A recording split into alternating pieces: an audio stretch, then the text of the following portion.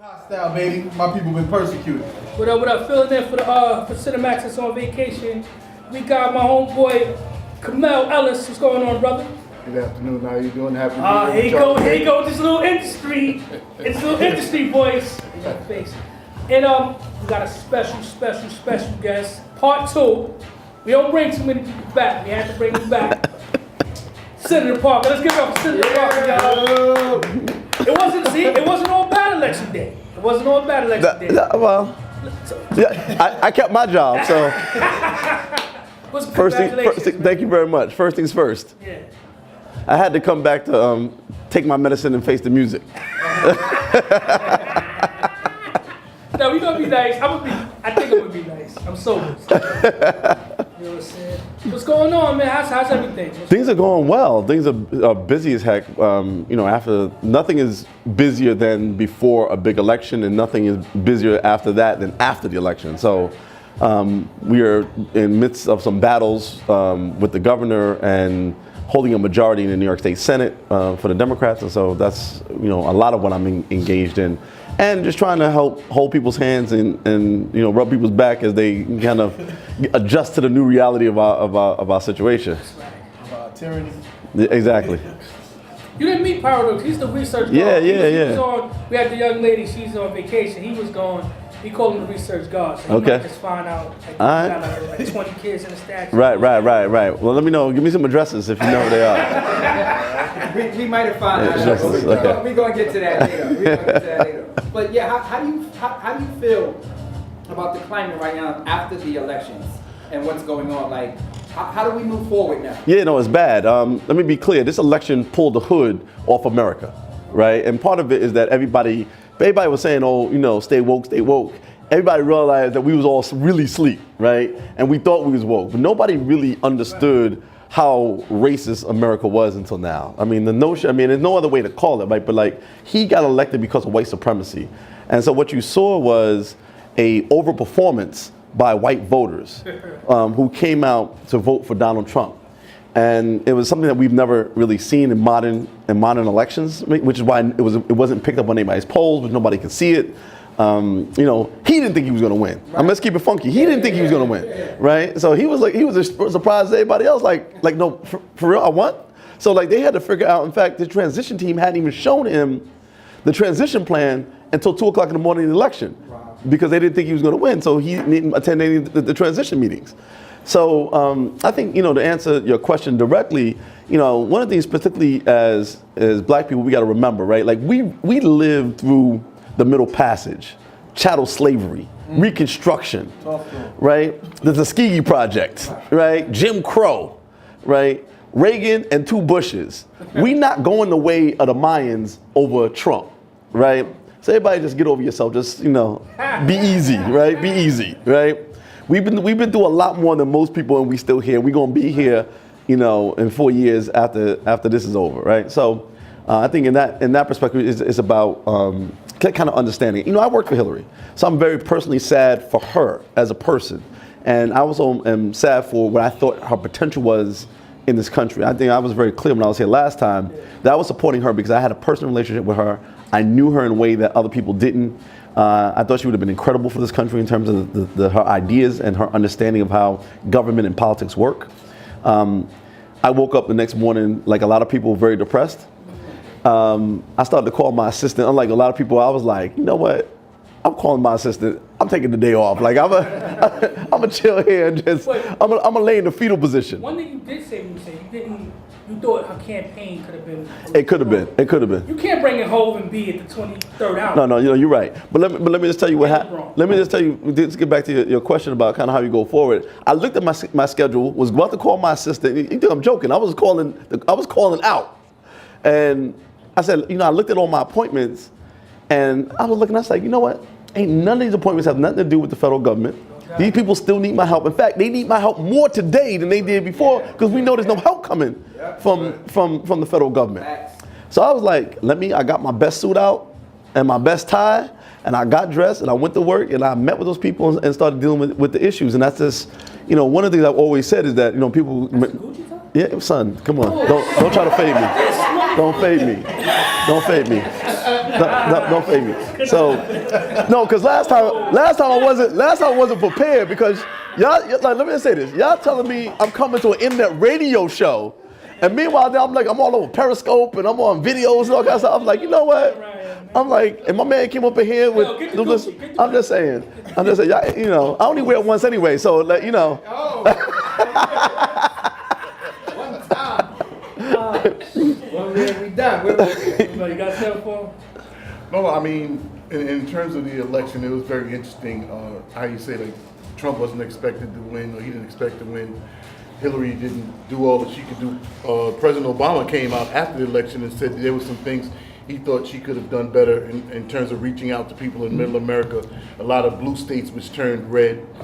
A lot of blue states which turned red. Early on in the election, however, I heard Trump issuing some dog whistles that were for people unlike us. Right. He knew that they would hear that some of us didn't hear, and apparently the Democratic Party didn't hear. When he started using terms like the silent majority and things of that nature, which harkens back to Richard Nixon when he was talking to basically poor white folks, saying this is still your country and we need you guys to come out. So what he did was, I think on some levels he took a play out of Barack Obama's book in terms of just expanding the electorate. And when he expanded the electorate, however, it brought up the muck in the mire in the bottom of American politics, the American body politic in terms of the. That's true. That's true. That's true. But I would actually say that she lost the race more than he wanted. Yeah. Right?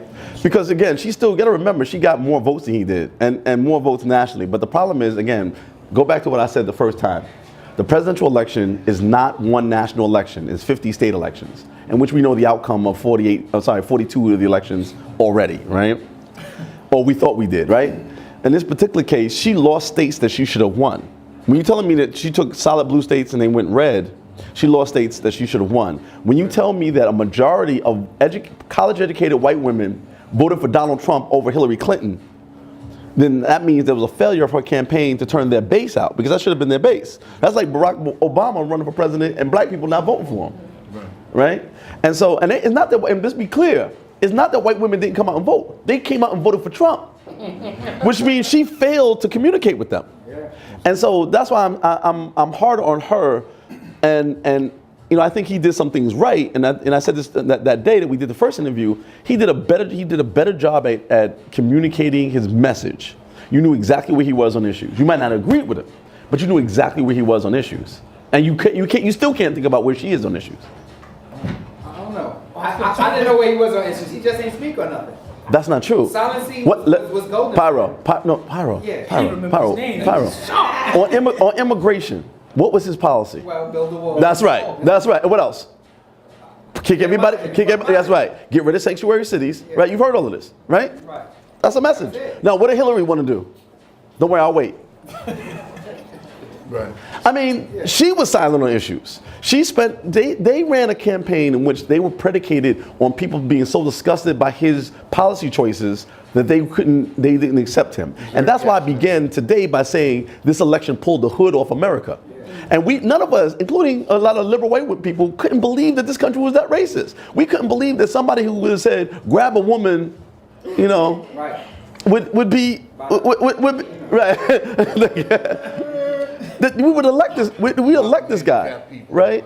And so, somebody who mocking handicapped people. That's what surprised me, because the last time we were on the show, I wasn't here.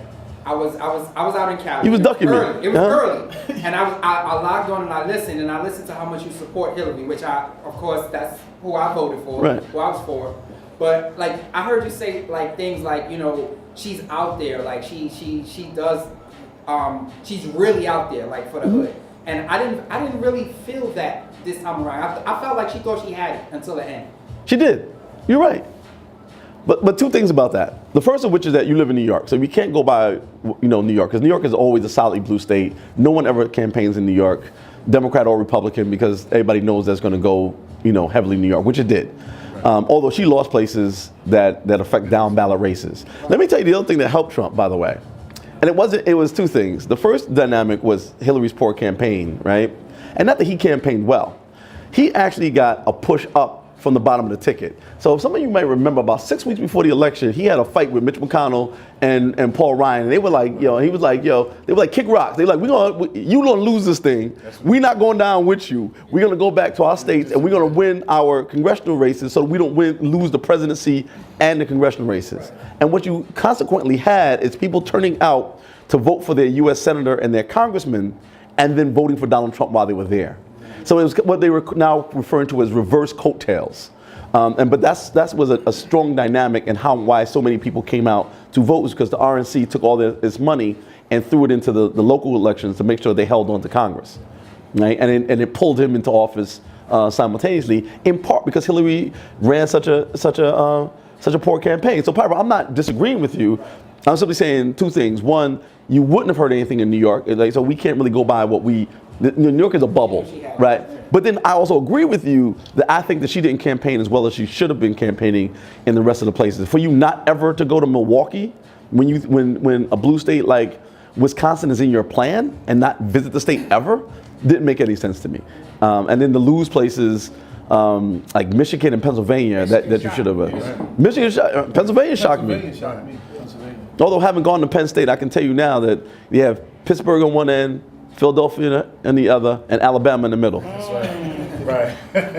Yeah, Not a game. Woke up a little angry that day. Oh, definitely. Nah, my comment would be this. Like you said, this election pulled the hood off America. I think it's reversed. I think it put the hood on America. A lot of people can't believe how racist this country is. To me, right now, as bad as this outcome was, it's going to get worse. And people say, why would you say that? That's being divisive. It's going to get worse because this country was built on a premise that is untrue. And that untruth is being told now. It's coming out. And a lot of us gonna reap the unfortunate benefits of that untruth. And a lot of it is, a lot of people don't want to believe that. Like, you know, one thing let me back up. You know what I didn't like? Like, Hillary has a past to be more disrespectful than Obama could have ever been. She's a white woman in America. So this man is saying all types of crazy stuff about every topic. You don't come back at him. You don't, like, you have a pass to say whatever. And Donald Trump now, like, that green light is so green for him to just do whatever he wants. And it's not so much about him, because I posted something on social media. I said, Donald Trump is not the problem. America is the problem. That you can believe in this false reality that he's selling y'all, because it's not real. Right. Y'all still gonna be poor. Right. Y'all still gonna be poor. There's always gonna be poor people in America. Why? So there can be rich people. So like I said, this country is built on that. Right. That's why, as long as it's built that way, this great country that they want to talk about is great because it was built for free by black people. Right. It's going to come to this outcome and it's going to fall. Every great empire falls. America is like before our eyes. There's people like, oh, why can you? It's falling before our eyes. And I just hope black people realize our stake in it and where we are.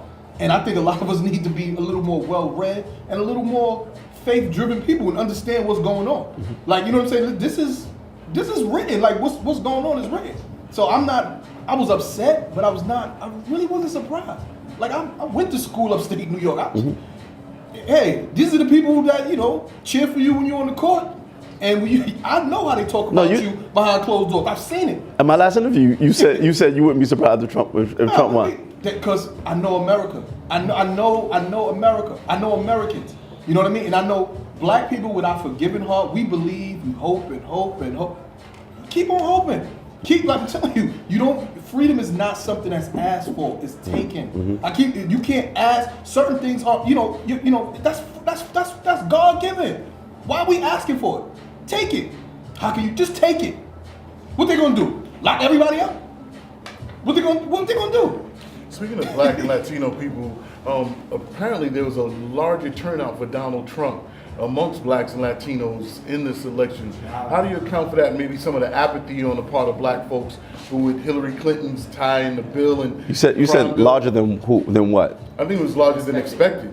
It's larger. Yeah. That he got among African Americans and Latinos. Well, when you look at the numbers, it was larger for African American men, right? Because African American women gave Hillary their vote 96%, right? And they actually turned out at a higher rate than men did as well.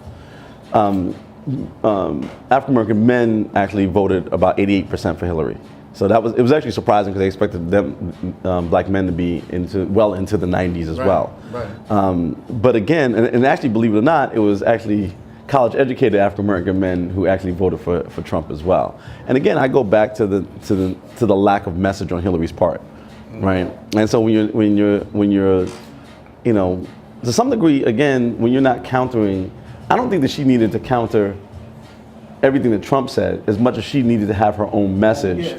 And again, so like, you know, so we've all met a couple of times now. Some of y'all know me, right? So if somebody come in here and like your next guest come in here and start talking trash about who I am, you're probably not going to believe everything you hear because you're like, no, we met him. I know him. I know certain things because I met him and I've heard what he out of his own mouth. I look at his face.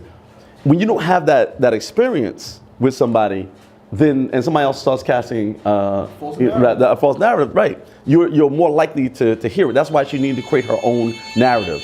And one of the things the first thing you have to do in a campaign is define yourself before your opponent defines you, right? Yeah. And that's what she failed to do. And she continued to allow herself, frankly, to get defined over a BS issue, which was those emails. Like, son, really? Emails? That's all they talked about the whole time. Right. But she never talked about anything else, and that was the problem. She wanted to move on. Right? And that's what I'm saying. That there was never really a coherent message.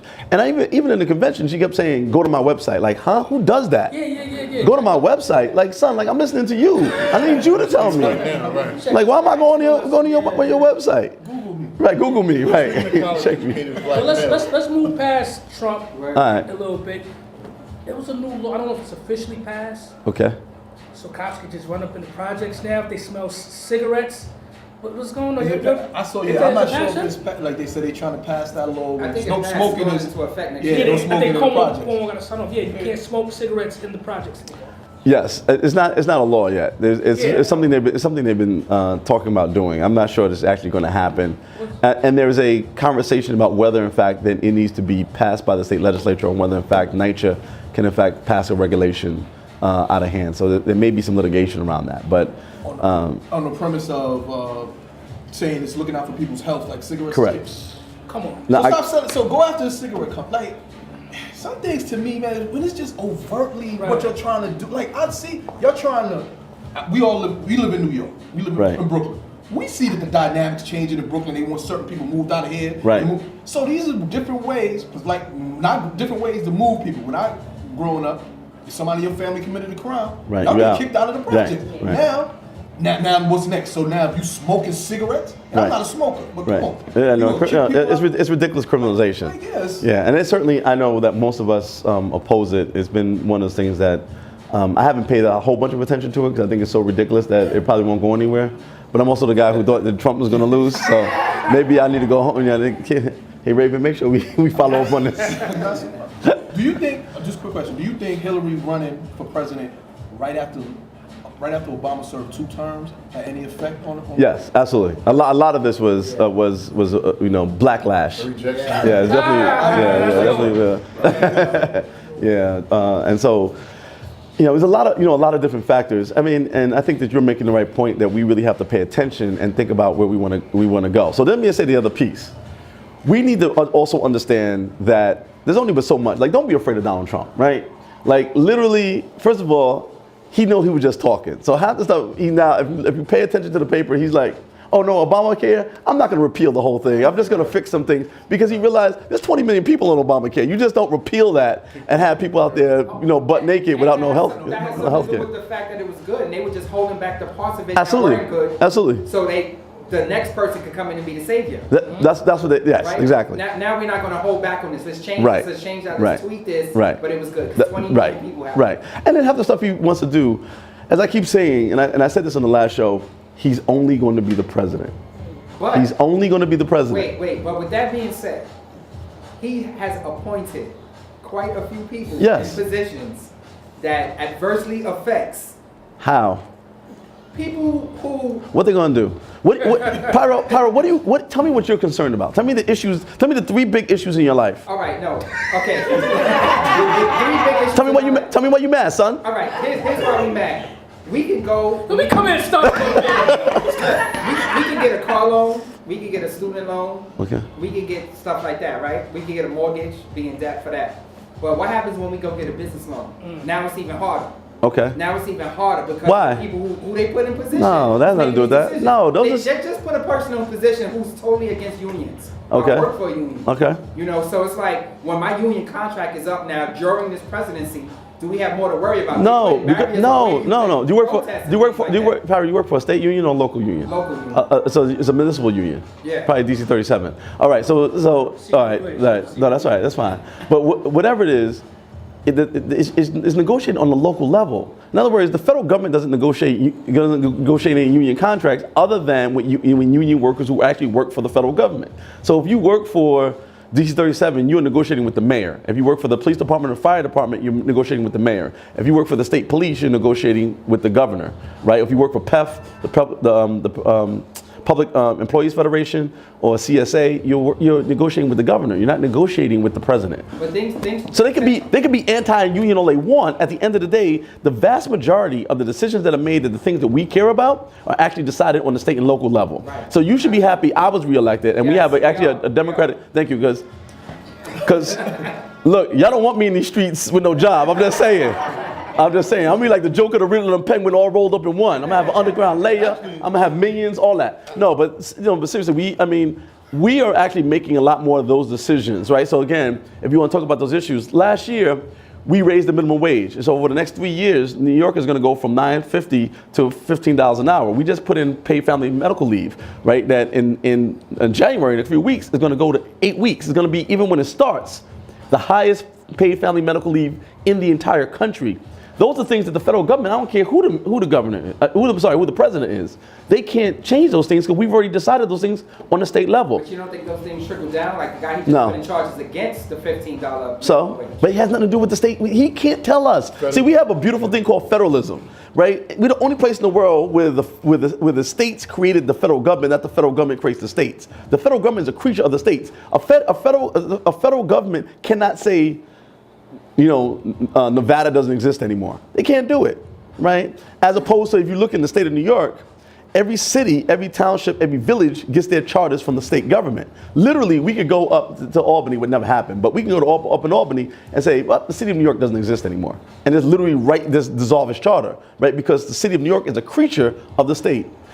The federal government is a creature of the states. Right, it was the 13 colonies that created the federal government. So we held on to some powers and some things that are uniquely decided by us. So I mean, again, he does, again, some things he can do. I'm scared about these Supreme Court appointments. Oh, man. And I mean, I think some serious things can come down the pike. But in terms of the agencies day to day and what they're doing, you're going to see more benign neglect than you're going to actually see real harm. Oh, yeah. Right? Actually, to Pyro's point, though, in the last Verizon strike, which lasted 7 weeks, and they had 40,000 people out over about 5 or 6 states up and down the East Coast, right before everyone was scheduled to go on unemployment at the 7-week mark, the Labor Secretary, the United States Labor Secretary, his name escapes me, he's a Hispanic gentleman. Mm-hmm. He actually He's from New York. Verizon, He's from the Bronx. Verizon and the union to the table, and that's how that stalemate got broke. So Right. on that level, the U.S. Labor Secretary did get involved in that particular strike, and because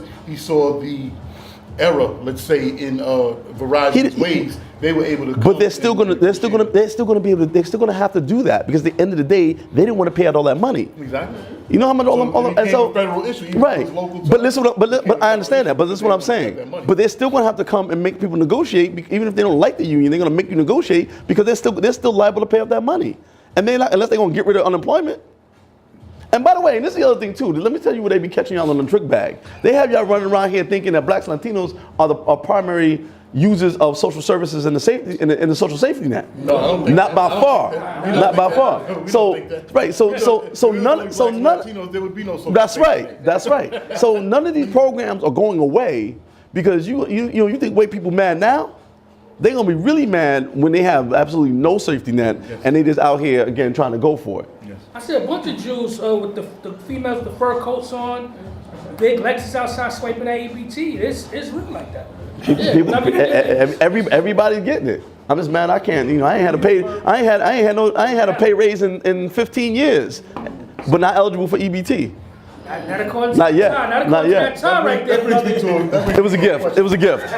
It was a gift. That brings me to a question. Yeah, do your I thing. had, I see that the legislature is currently looking to grant itself a pay raise, and that Governor Cuomo has asked that any pay raise that you guys receive be tied to some type of ethics reform package.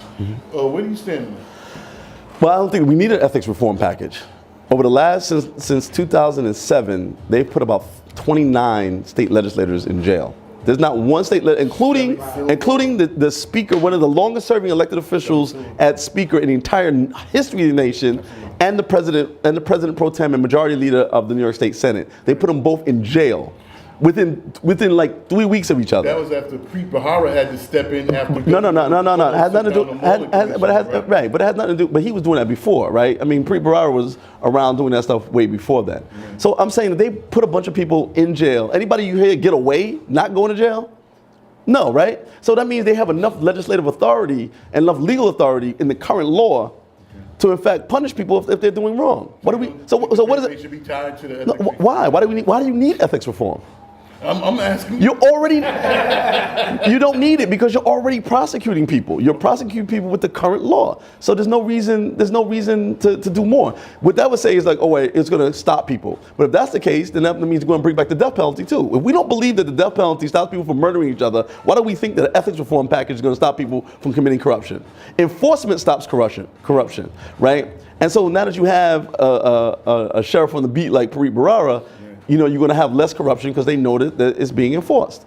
But it's unconscionable. The state legislature hasn't had a raise in 19 years. Now, tell me who would work on their job for 19 years with no raise. Raise your hand. Exactly. Right. They was ready to go on strike, and they had a raise 2 years ago. Grandstanding on the part of the governor by of course, ethics reform of course. And the problem with the governor is he's always trying to move the goalposts. He's done some great things in this state, but when it comes to the pay raise, he shouldn't be punishing legislators. I mean, we have a right to be able to pay our bills just like everybody else. Like I said, last year we gave everybody in the state, we gave minimum wage. And by the way, when you raise the minimum wage, it actually raises the wages of everybody in the state, right? So we gave everybody in the state essentially a virtual pay raise. We did pay family medical leave, right? Which in some ways is again more time off. And then you want to tell us that we can't get a pay raise after 19 years?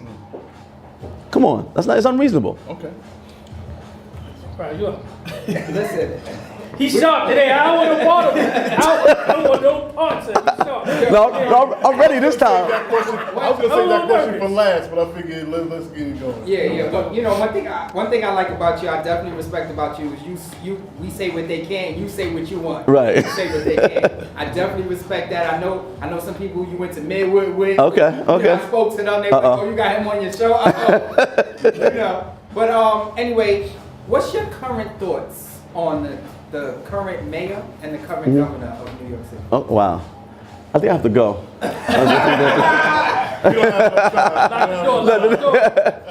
I have a great relationship with the mayor. The mayor actually is a friend. Actually, when I worked on Hillary's campaign, he was the campaign manager. So I go back with him, really over 20 years. Actually, I've known him since he worked for David Dinkins. When I first got elected to the state senate, he was actually a city councilman in the area in which I served. And so I've been serving with him, again, off and on in some capacity for 20 years. And he's super duper smart, really committed to all communities in the city. I think he's doing a good job. I think there's some parts of his administration that can be tightened up, but nobody runs anything perfect except for me. And so, so I like him. I like him, like I said, the vast majority of things that he's doing. We obviously have disagreements on some things, but I think that he's doing a fairly great job. And you're going to be surprised to find out he's probably going to run unopposed in the next election, at least in terms of a Democratic primary. The governor and I have a complicated relationship. I like some of the things that the governor does. Again, the fight for 15 when we raised the minimum wage, paid family medical leave. He championed gay marriage. We've had now, going to go on our 8th year of straight budgets after having 22 years of late budgets. We've had on-time budgets for the last 8 years. He's closed the budget deficit. He gave us a millionaire's tax, and I think we're going to renew it. So I think he's done a lot of really good things, but a lot of things he also hasn't done as well as I liked him to do it. And I think that his demeanor in terms of dealing with everyone is not the right demeanor all the time. We have also the most strictest gun laws in the entire country, right? The SAFE Act. And so I really credit him for doing a lot of really, really good things. stuff he's done around Medicaid. Right now, I'm working very closely with his office around dealing with some failing hospitals, Brookdale, Interfaith, Downstate, Wyckoff Hospitals, and Kingsbrook Jewish Medical Center. Yeah, this is what we're actually, a report just came out called the Northwell Report that's suggesting that they can actually create a system out of 4 of those hospitals. Downstate would be excluded because they're a state entity, and really looking at changing those campuses. What's essentially has happened in the state of New York, and not just in the state of New York, in the whole country, is that the model for healthcare has changed. The old model used to be go to an emergency room, being in a hospital that's a large campus with a lot of beds, a lot of machines, and now most things are being done outpatient as opposed to inpatient. And so you don't need 300 beds, 400 beds, 500 beds. And so we need to kind of scale down the facilities and modernize them, but also create a lot more. Part of what Obamacare, people don't talk about this, but part of the fundamental thing that Obamacare does is actually focused on a wellness model as opposed to a sickness model. Yeah. Right? So the notion is go see your doctor so you can stay well, as opposed to just going to see him when you're, or she, when you're sick. And so we have to really build out our infrastructure to meet that new demand and retrain our workforce. And so, like I said, I think that there's a lot of really good things that the governor has done, but certainly I have my differences with him on things like, our pay raises and some of the other stuff that he does that I think is wanton and unnecessary. No, it's interesting to hear you say that the mayor may run unopposed. When I recently heard former Governor David Paterson come out and say that he thought that someone should step up from the Democratic Party and run against Mayor de Blasio, as if he was prompting someone. David Paterson. Who? David Paterson, former governor. And where you live at now? Oh, come on. I think he's back in Harlem. All right. I think he's back in Harlem. So he can call for whatever he wants. Last time I checked, unless David's going to run against him, tell me who's going to run. I'm not exactly sure, but I just thought that him being someone who's considered one of the leaders only because of of the Democratic Who considers Party. him a leader? Who considers David Paterson a leader? I'm trying to figure out. Oh, okay. The newspapers. Yeah, I think there's a lot of people in the media are friends with Bloomberg, and so they don't like de Blasio because de Blasio ran against Bloomberg, not physically, but when he ran for office, he was really giving it to him, and they would like to see Mayor de Blasio fail, and they're certainly not his friend. And so they're looking for controversy, so they sell papers and so on and so forth. But when you look within the structure, there's nobody credible who could actually give the mayor a real challenge who's actually considering it. So, I got like a real broad question, just back to the whole Trump and whole government. What is your opinion, or where do you think we should go with this mass incarceration issue? Because I heard this stat just threw me when I heard it. They said right now there's more people in jail than there was slaves in 1850. Right. Yep. Wow. That is ridiculous. Like, where are we going? That's the thing that scares me about Trump and people that think like him, because Trump still hasn't apologized. He still thinks the Century Park on fire. Right. Guilt, like he's still on that. Right. So when you have people like this, that's the head of your country. What is that? What does that say for us, and where we going with this whole mass incarceration? Right. So once again, I'm going to say that we need to pivot. Stop paying attention. It's sexy to talk about the federal government and the president, right? But the president is one person. You have all these other elected officials that are not the president, right? It's like when people sometimes talk to me about elections and they say, well, in the presidential election, I'm like, how many presidents are there? One, right? In the state of New York, there's 212 state legislators. There's another 51 just in New York City, right? You probably have almost 10,000 elected officials in New York State, right? And so in the context of that, every other election and every other position is not the presidency. And so I'm saying that let's pay attention. If you're scared about mass incarceration, let's pay attention to two things: the person who controls the police and the person who does the prosecutions, which are the county DAs, right? So we need to be think globally but act locally. Our conversation needs to be, who is going to be the next mayor in whatever city you live in? New York, Yonkers, Hempstead, Buffalo, Syracuse. Who is going to be the next mayor in your town? Because they control the police. Anytime I have a real problem with the police, I don't call the police department. I call the mayor. Because I elected the mayor. I didn't elect the police commissioner. I don't have nothing to say to the police commissioner. And I think, and I know Chief O'Neill, he's a great guy. And I have talked to him a great deal. I knew him, for years. But when I have a real problem with the police, I call the mayor. Because the mayor is the person who's in charge. And if I have a real problem with prosecutions, I call my DA. Before I let you finish, let me just ask you this one thing within that same concept.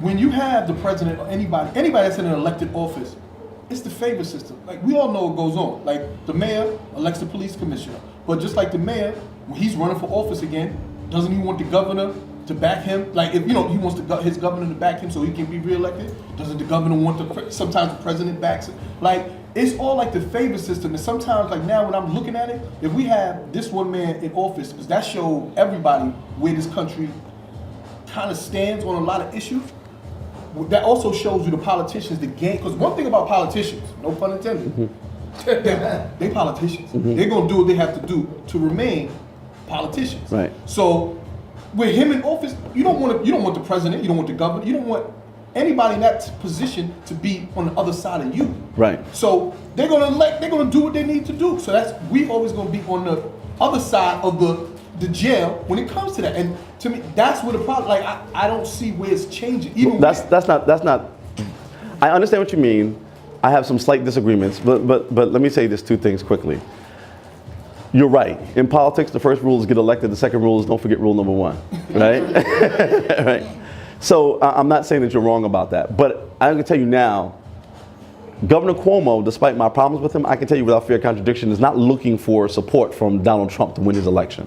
And in fact, Andrew Cuomo, your governor, is likely to be, right now at this moment, the leader to be I should say the front runner to be the challenger to Donald Trump for president, right? Okay, so they're not going to be looking for Donald Trump's approval or his policies and so on and so forth. Andrew Cuomo, again, has closed more prisons than any governor in the history of New York State, right? Which was only right because his father built more prisons than anybody else, right? Right? I'm just kidding. Again, I'm keeping it funky. Yeah. And so I think that we have on the state level. I think on the state level we are going in the right direction. I think on the city level with the police, again, while every place has been wilding out, we have not had, despite the unfortunate death of Eric Garner, despite the death of the unfortunate death of Kai Gurley, we have not had like major uprisings in the city of New York. Right. Why? Because the mayor has come out every single time on the right end and said this is what it is. So as long as you keep, and what I'm saying is the lesson of what needs to happen across the country in places like Baton Rouge, right, and places like Ferguson, Missouri, is that you have to elect mayors and elect DAs that who are going to do the right thing and who are accountable to you, right? Our big question right now is we unfortunately lost Ken Thompson, and I talked about Ken in our last, he died right, yeah, and so, we now have a guy named Eric Gonzalez, who was appointed by Ken, and Eric seems to be fine. I'm supposed to be meeting with him shortly. But we got to put pressure on Eric. We got to figure out, and until we have, and decide whether we want him to stay or if we don't want him to stay, who's going to be our candidate.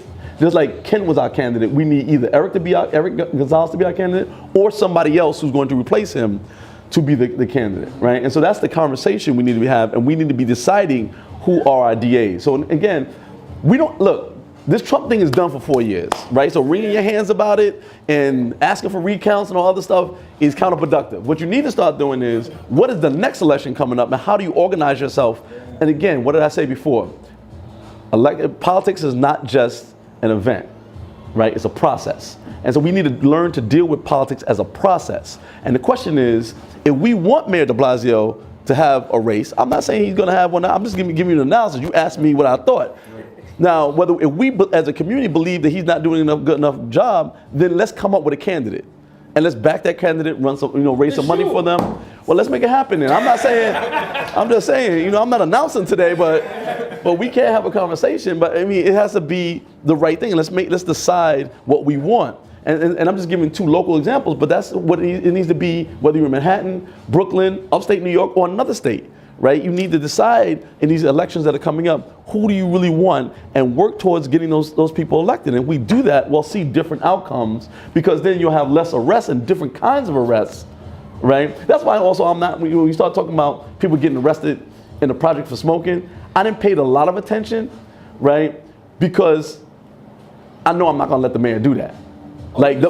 Yeah, it's like the mayor's not like somebody I can call and be like, yo, Mr. Mayor, like, nah, they tripping. Like, let's fix this, right? Like, you know, it'd be different if we had a different mayor. If it was Bloomberg, I'd be like, I don't know what's gonna happen. Like, we better start doing something different. But with Mayor de Blasio, he's somebody I have a relationship with, and I know that he's reasonable and usually, right. But that don't mean he shouldn't have a race. Right, and I'm saying we want to give him a raise, just to check him. Let's figure that out and let's put it again in. And being that David Patterson talking a lot of stuff, maybe David should be the candidate. It's not gonna happen. All right, well then, you know, tell me what we're gonna do. Listen, all I know is, you know, before we get out here, get you out of here, I saw them pictures from that beautiful Christmas party yesterday. Yes. I'm Thank married, you. so I can't. But it seemed like it was a lot of nice features in that party, man. A lot of kids. So we did. So yesterday we had. Let's go to David right there. You could invite my man James. David is on that. Yes. It's a lot of gifts. I'm seeing these pictures. We had yesterday a community Christmas party that was co-sponsored by myself and an organization called Now Productions. Also in conjunction with the Flatbush YMCA. We held it at the Flatbush Y, and between myself and Natasha Wilson Jean, who is the head of Now Productions, she's actually a soca singer, and brings up other talent and stuff like that. Why you smiling when you said that? Yeah, because the work they do was incredible, and they have. I love her music. I love her music. Her family's great. Her husband came there and played Santa Claus. You know, and so it was a really family atmosphere. We had probably about 300 or 400 kids there. Nice. Everybody walked away with a toy. They had food. They had a whole candy table. You know, everything. So it was a really nice day for them. YMCA like on Flatbush, yes. But the one on like 26 by Forster? Yeah. Oh, wow. Yeah. Son, I told you we in these streets more than Sesame. I told you that last time. I told you. Yo, I need you to say that. Before we go, I want to ask. But it was all over my social media. So if you really follow me on social media, I can't just run up in there. yeah, you should have called me. You used to give me the invite. All right, cool. Okay, we have a couple other things going on, and there were a lot of families there. You know, and so we were happy to be able to help support families, especially at this time where, you know, again, you have kids, you know, it's hard to get them every single thing they want, but you want to make them sure that they enjoy the season. So it was good. That's all I want to do with that. Like, Thank you. I got you. I'm going Yes, to you. I appreciate it. Any last shout outs? Any where people could contact you if they got problems or anything? Absolutely. You can always, I have a full-time office in Brooklyn at 3021, what's my office? 3021 Tilden Avenue. We're at the corner of Tilden and East 31st Street.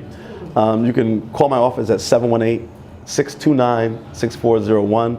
Again, that's 718-629-6401. You can reach me. I have a website, email address, and I'm all over social media. And I'm always Senator Parker. So Facebook, Senator Kevin Parker. I'm on Instagram at Senator Parker. I'm on LinkedIn. I'm on Twitter. And in fact, people should check me out today at 3 p.m. on Twitter. At Senator Parker. We're doing a Twitter chat on lupus, on the issue of lupus. One out of every 9 black women in the country actually suffer from lupus. It's a really serious autoimmune disease that people really suffer from and die from more often than they should. And so we're doing a lot of work around that. And so I'm hoping that people will join us today at 3 p.m. on Twitter, Senator Kevin Parker, at Senator Kevin Parker. 3 p.m. on Twitter. Yep. Listen, we're going to Jinx. We got something ready. We're going to take some pictures. Yep, let's do this. Probably get a drop out of you or something. I know my man Mel got a question for you off air. And we ain't let you off that easy. Yo, we be right back. Right back.